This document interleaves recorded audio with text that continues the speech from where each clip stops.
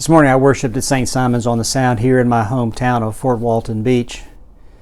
At the time of communion, the rector, David Knight, led a prayer that began this way.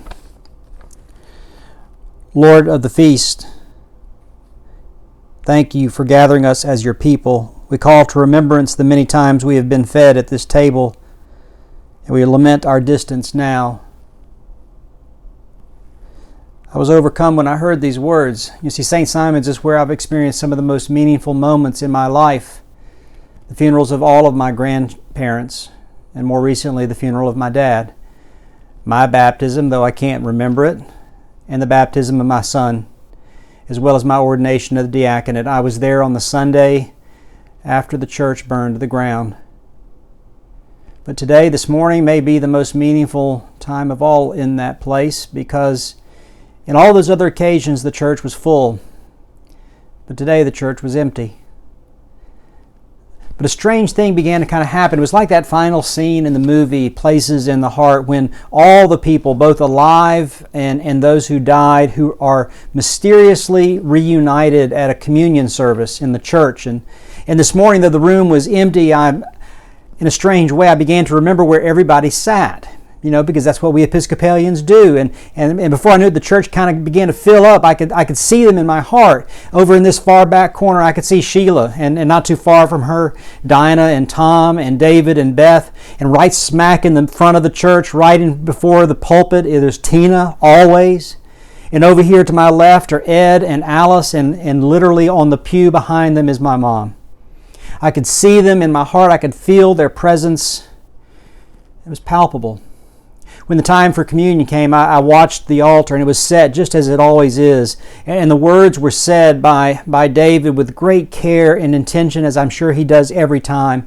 But when we got to the invitation, David said the gifts of God for the people of God. He held them up and then he put them down. And he silently stowed them away, the consecrated elements, into the armory. No one consumed the gift. No one partook of the meal. And it hurt. It hurt a lot.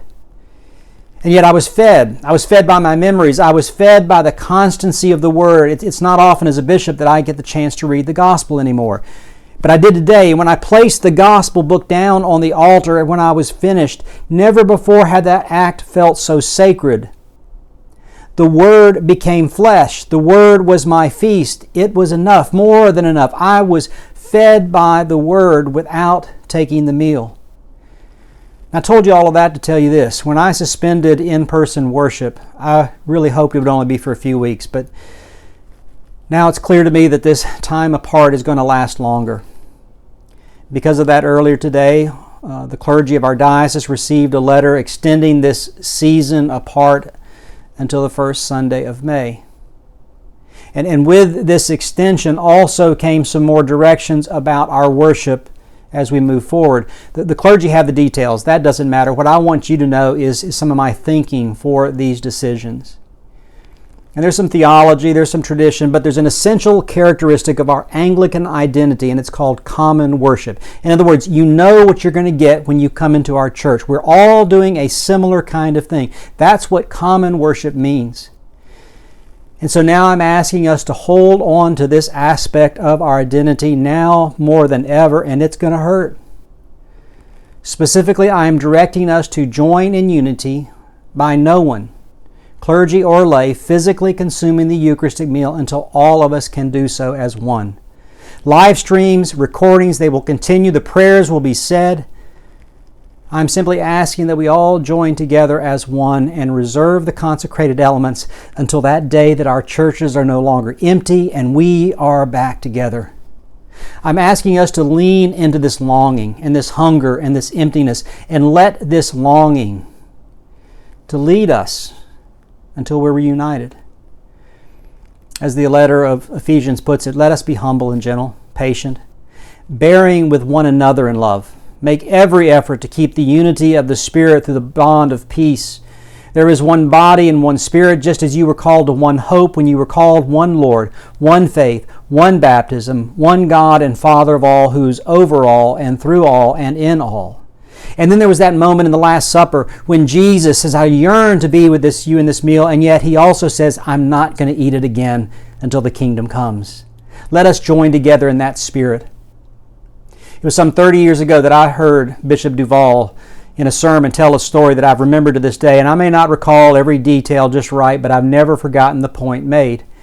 It was the true story of a missionary who had made a visit to a very isolated Pacific island, and in the early hours of the morning before sunrise, the priest was awakened by this commotion outside his hut.